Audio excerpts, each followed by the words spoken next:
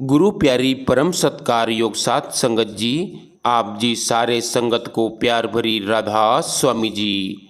गुरु प्यारी साथ संगत जी, वही घड़ी वही पल, वही दिन वही वक़्त और वही मुहूर्त सुहावना है जब इंसान परमात्मा के नाम का सुमिरन करता है।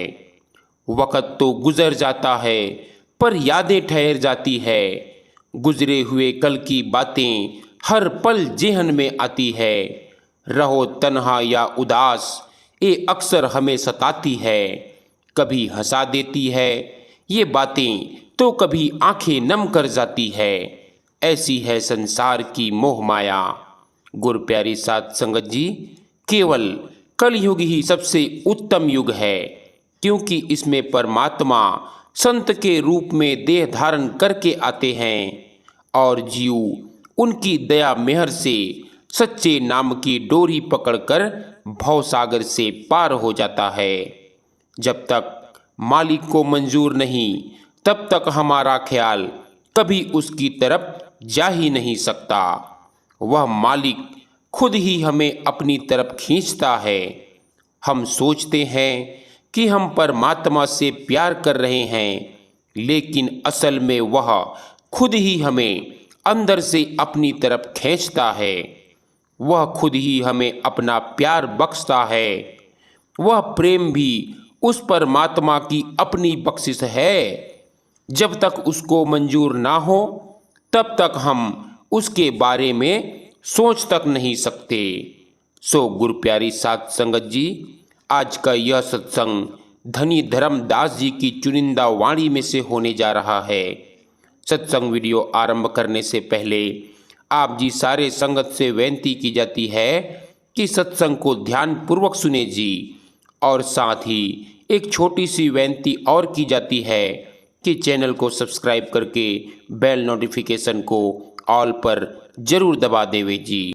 तो संगत जी, आइए बड़े प्यार से शांतचित्त होकर और अपने अपने संत सद्गुरु को याद करके आज का यह सत्संग वीडियो आरंभ करते हैं।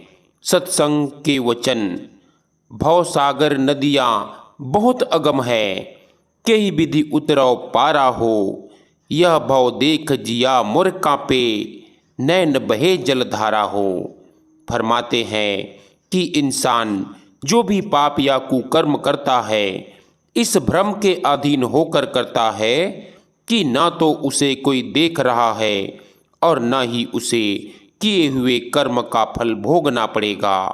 जो व्यक्ति यह सोचकर चलता है कि मेरे प्रत्येक कर्म को अंदर बैठा परमात्मा देख रहा है और देर सबेर मुझे अपने हर कर्म का फल भोगना पड़ेगा, वह कभी सपने में भी कोई बुरा कर्म नहीं कर सकता। परमार्थ की उच्चतम प्राप्ति का मार्ग निर्मल आचरण की गली में से गुजरता है। जो कुछ मिलता है सतगुरु की शरण और नाम की कमाई द्वारा मिलता है।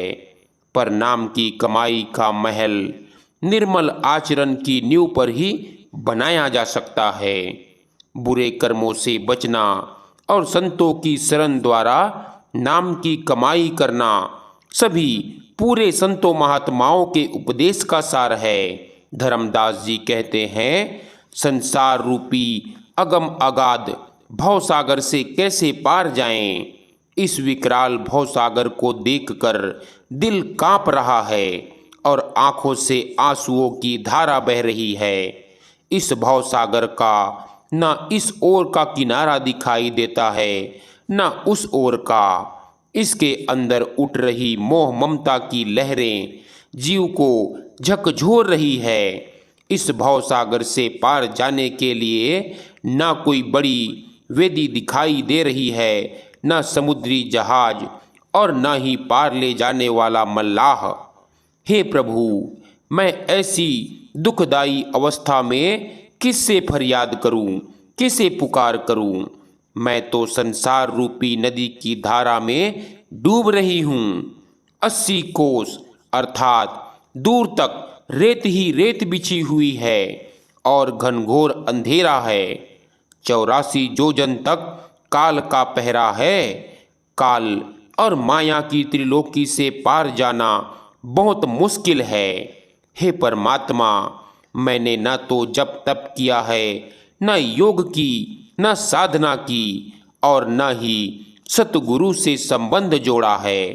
अंत समय यमराज मेरी चमड़ी उधेड़ कर इसमें भूसा भर देगा, और जिस तरह बढ़ई लकड़ी को चीरता है उसी तरह वह मुझे आरे से चीर देगा। हमारी दुख भरी पुकार सुनकर सतगुरु कबीर साहिब अगम धाम से चलकर आए हैं और कह रहे हैं, सुनो धर्मदास, तुम चिंता मत करो, हम अपने भक्तों को भवसागर से पार लगा देंगे। धर्मदास जी समझा रहे हैं कि मोह माया के विकराल भवसागर में गोते खा रहे जीव का एकमात्र सहारा परमेश्वर के परम धाम से आने वाले संत सद्गुरु हैं। केवल वे ही जीवों पर दया करके उनका भवसागर से उद्धार कर सकते हैं। फरमाते हैं कि परमात्मा ने इंसान के जामे को सबसे ऊंचा रखा है। यह सीढ़ी का आखिरी डंडा है। अगर कोशिश करते हैं तो मकान की छत पर चले जाते हैं, यानी मालिक से मिल जाते हैं। अगर पैर फिसलता है तो नीचे फिर 84 के जेल खाने में आ जाते हैं। यही गुरु अर्जुन देव जी समझाते हैं, कई जन्म भय कीट पतंगा, कई जन्म गज मीन कुरंगा, कई जन्म पंखी सर्प होयो, कई जन्म हैवर बृख जोयो, मिलु जगदीश मिलन की बरिया, चिरंकाल यह देह संजरिया। कहते हैं कि कई जन्म कीड़ों पतंगों के पाए, कई जन्म हाथी मछली और हिरण के पाए, कई जन्म पक्षियों और सांपों के मिले, और कई जन्म घोड़ों पशुओं और पेड़ पौधों के पाए। काफी समय बाद परमात्मा ने अपनी भक्ति के लिए अब यह इंसान का जामा बख्शा है। यह इंसान का जामा परमात्मा ने हमें अपना काम करने के लिए बख्शा है। अपना काम वही है जो हमें वापस ले जाकर परमात्मा से मिलाता है। वह काम परमात्मा की भक्ति है। यह दुनिया एक रात के सपने की तरह है। इसकी कोई असलियत नहीं। इसे देखकर यह नहीं भूलना चाहिए कि जो कुछ भी हम आंखों से देख रहे हैं, जमीन जायदाद, धन दौलत, रिश्ते नाते, यहाँ तक कि हमारा शरीर भी एक दिन हमारा साथ छोड़ देगा। इसीलिए आप उपदेश देते हैं कि इस अमूल्य अवसर से लाभ उठाओ। बाल बच्चे, दुनिया का खाना पीना, ऐसो इशरत आदि सब हमें पिछले जन्मों में भी मिलते आए हैं। अगर कोई ऐसी चीज है जो हम पहले नहीं कर सके तो केवल अब कर सकते हैं, तो वह कौन सी चीज है? फरमाते हैं कि परमात्मा की भक्ति है। लेकिन जिस मकसद के लिए परमात्मा ने यह मौका बख्शा है, उसे हम इस देह में बैठकर बिल्कुल भूल जाते हैं। विषय विकारों, शराबों, कबाबों, कौमों, मजहबों और मुल्कों के झगड़ों और इंद्रियों के भोगों से हमें फुर्सत ही नहीं मिलती। हम समझते हैं कि इंसान का जामा शायद फिर ना मिले, अब खूब ऐश कर लें। इस प्रकार हम सुनहरी मौके को मुफ्त हाथ से खो बैठते हैं। हम इंद्रियों के भोगों में इतने फंस जाते हैं कि अपनी मौत को भी भूल जाते हैं। रोज देखते हैं कि हमारे साथी हमारा साथ छोड़े जा रहे हैं, बल्कि हम खुद उनको शमशान भूमि में छोड़कर आते हैं और अपनी आंखों से देखते हैं कि दुनिया की कोई चीज उनके साथ नहीं जा रही है। लेकिन हम मन में हमेशा यही सोचते हैं कि मौत शायद औरों के लिए है, हमारे लिए नहीं। हमारे लिए तो दुनिया के सैर रंग तमाशे हैं। यहीं गुरु नानक साहिब हमारी हालत का इस प्रकार बयान करते हैं। फरमाते हैं, धंधे धावत जग बाधिया, ना बूझे विचारा, जन्म मरण विसारिया, मन मुख मुग्ध गवारा। कहते हैं कि हम दुनिया के जीव हमेशा दिन रात पेट के धंधों के खातिर भटकते रहते हैं और उस लक्ष्य के बारे में कभी नहीं सोचते जिसके लिए मालिक ने हमें यहाँ भेजा है। हमारे अपने घर में आग लगी हुई है और हमें लोगों की आग बुझाने की फिक्र लगी हुई है। अपना घर लूटा जा रहा है और हम दूसरों के घरों की चौकीदारियां कर रहे हैं। हम अपना बोझ उठा नहीं सकते, पराए गधे बने बैठे हैं। अपने आप को भी धोखा दे रहे हैं और दुनिया को भी धोखा दे रहे हैं। हम कितने मनमुख मुग्ध और गंवार हैं कि अपने मरण जन्म को भी भूले बैठे हैं।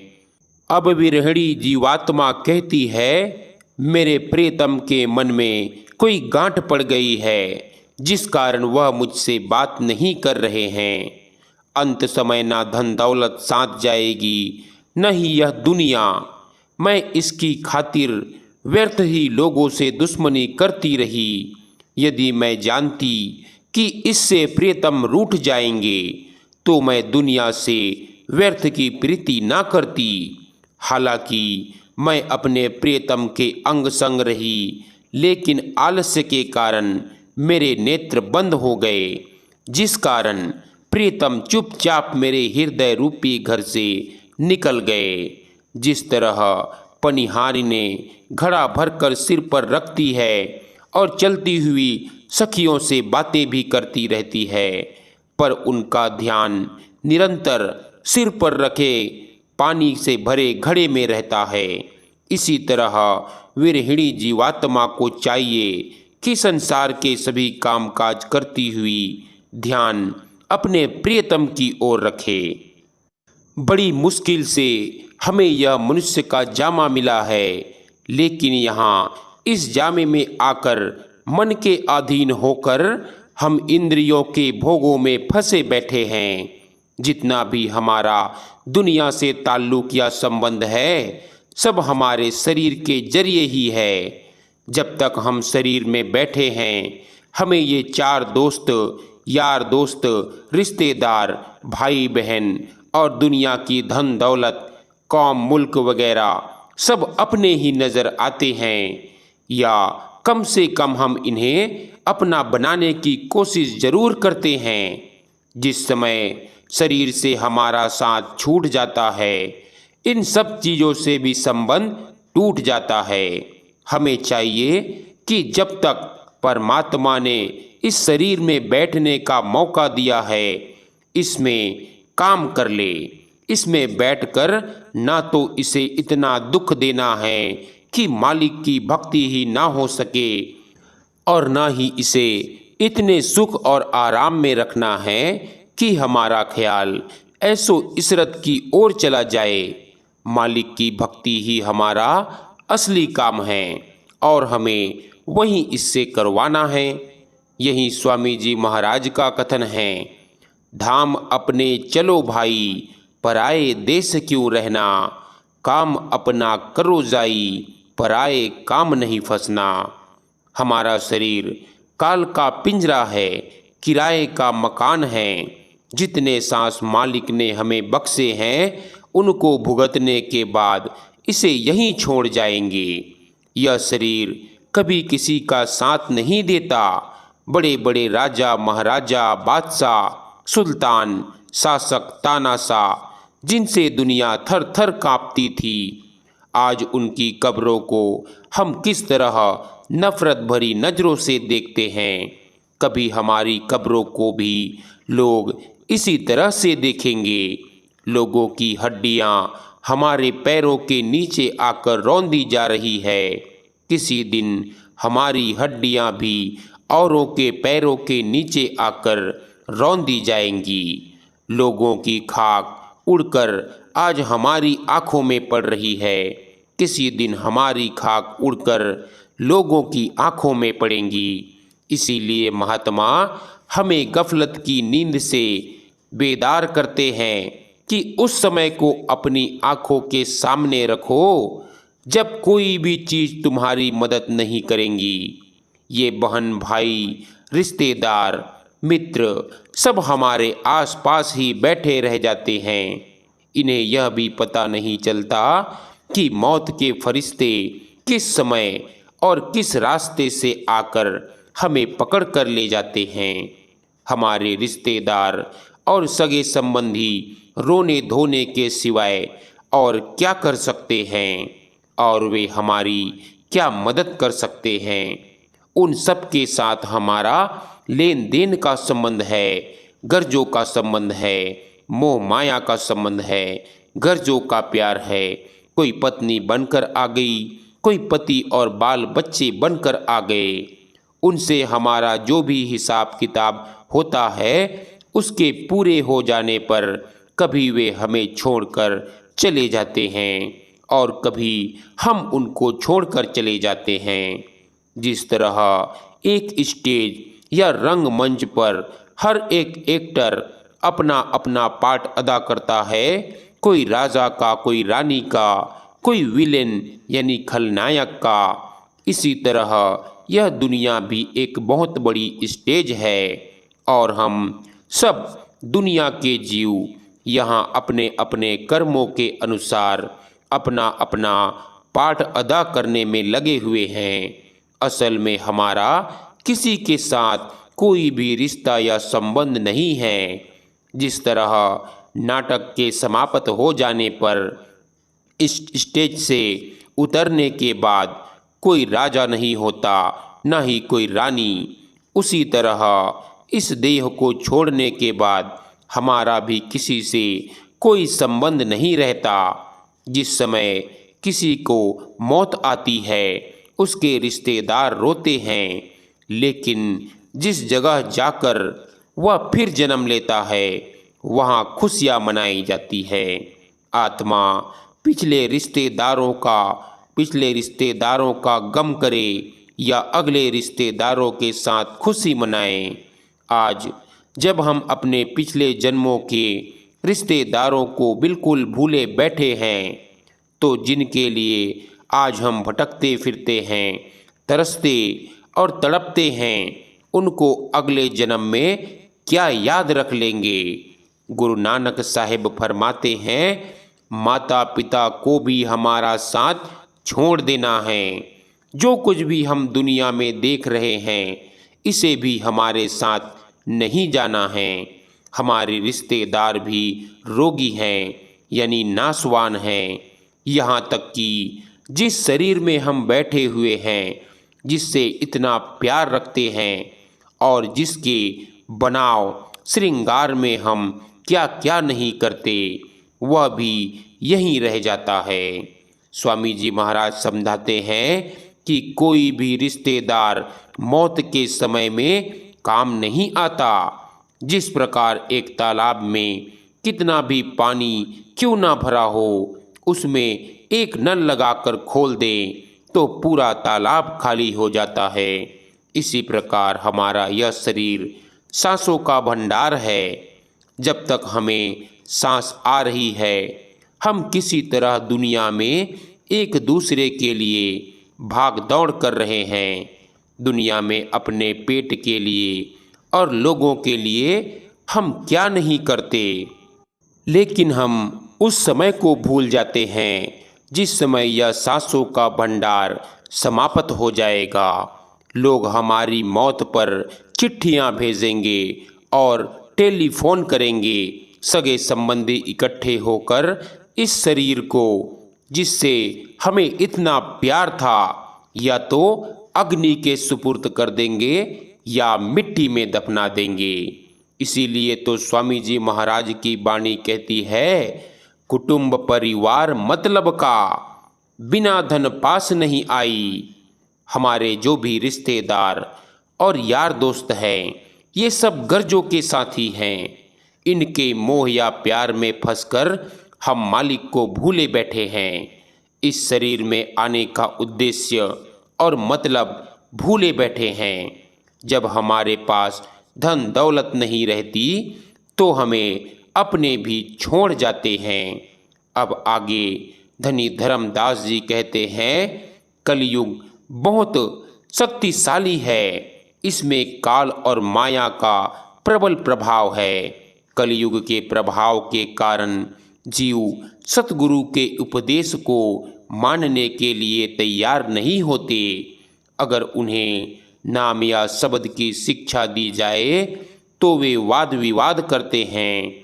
मन और मोह ममता के प्रभाव के कारण वाद विवाद में ग्रस्त जीव भवसागर से पार नहीं जा सकते, जिसके परिणाम स्वरूप वे 84 लाख योनियों में भटकते रहते हैं और नरक का दुख भोगते रहते हैं।